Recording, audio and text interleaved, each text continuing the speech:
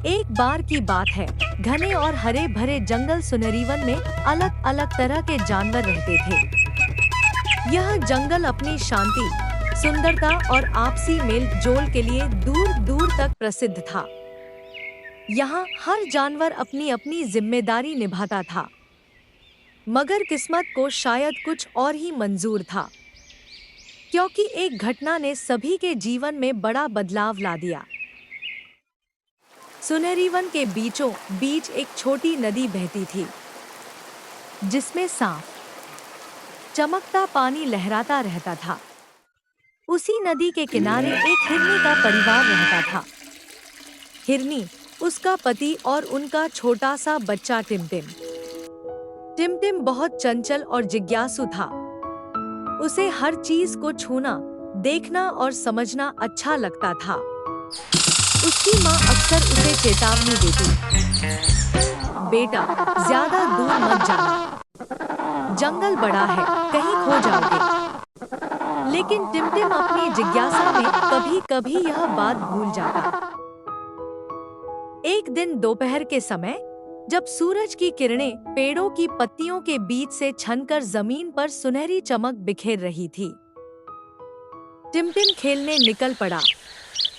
अचानक उसकी नजर एक चमकती तितली पर पड़ी। तितली के पंख इंद्रधनुष की तरह रंगीन थे। टिमटिम उसकी सुंदरता में इतना खो गया कि वह उसके पीछे पीछे जंगल के गहरे हिस्से में चला गया। धीरे धीरे तितली उड़कर एक ऐसे हिस्से में पहुंच गई जहां टिमटिम पहले कभी नहीं गया था। जब तितली गायब हो गई, तब उसे एहसास हुआ कि वह रास्ता भूल चुका है। आसपास घना अंधेरा, अनजानी आवाजें और ऊंचे ऊंचे पेड़ उसे डराने लगे। उसका छोटा दिल तेजी से धड़कने लगा और वह रोने लगा। इसी समय दूर से जंगल का राजा शेर बहादुर घूमते हुए वहां पहुंच गया। वह बेहद समझदार और दयालु शेर था। उसने रोने की आवाज सुनी और तुरंत उस दिशा में पहुंच गया।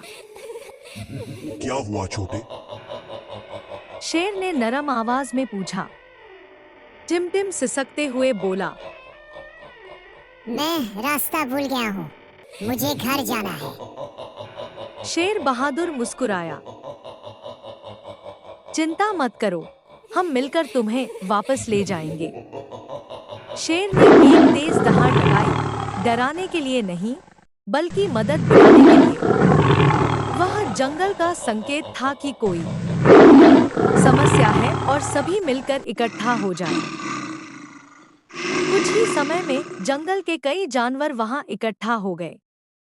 बंदर झमझम, जो पेड़ों पर तेजी से चढ़ने में माहिर था। तोता चिरपी, जो हवा में उड़कर दूर तक देख सकता था।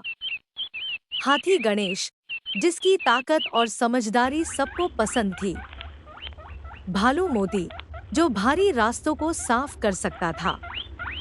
लोमड़ी फुर्ती, जो चालाक और समस्या सुलझाने में तेज थी। शेर ने सबको स्थिति समझाई और बोला, हमें छोटे टिमटिम को उसके परिवार तक पहुंचाना है। यह हम सबकी जिम्मेदारी है। सबसे पहले बंदर झमझम पेड़ों पर चढ़कर आसपास देखने लगा। उसने हर दिशा में निगाहें दौड़ाई, लेकिन हिरनी के घर का कोई निशान नजर नहीं आया। चिरपी ऊंचाई पर उड़ गया। कुछ देर बाद उसने आवाज लगाई, मुझे नदी दिख रही है, शायद वही रास्ता हो। सबने मिलकर उसी दिशा में चलना शुरू किया। रास्ता बहुत कठिन था, जगह जगह लगाए कांटे और झाड़ियां फैली थी। हाथी गणेश ने अपनी भारी सूंड से रास्ता साफ किया ताकि टिमटिम को तकलीफ न हो। रास्ता मुश्किल, लेकिन टीम मजबूत। आगे जाकर रास्ता दो भागों में बंट गया।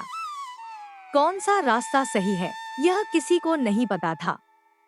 खुरों के निशान हैं, उसने कहा। है। कुछ देर बाद जैसे ही वे नदी के पास पहुंचे, टिमटिम भागकर आगे बढ़ा और खुशी से चिल्लाया, ये तो मेरे घर का रास्ता है। उसकी खुशी की आवाज सुनकर उसकी माँ दौड़ी चली आई। टिमटिम, तुम कहाँ चले गए थे? मैं कितनी परेशान थी। माँ ने उसे मजबूती से गले लगा लिया। शेर और बाकी जानवरों ने भी मुस्कुराकर राहत की सांस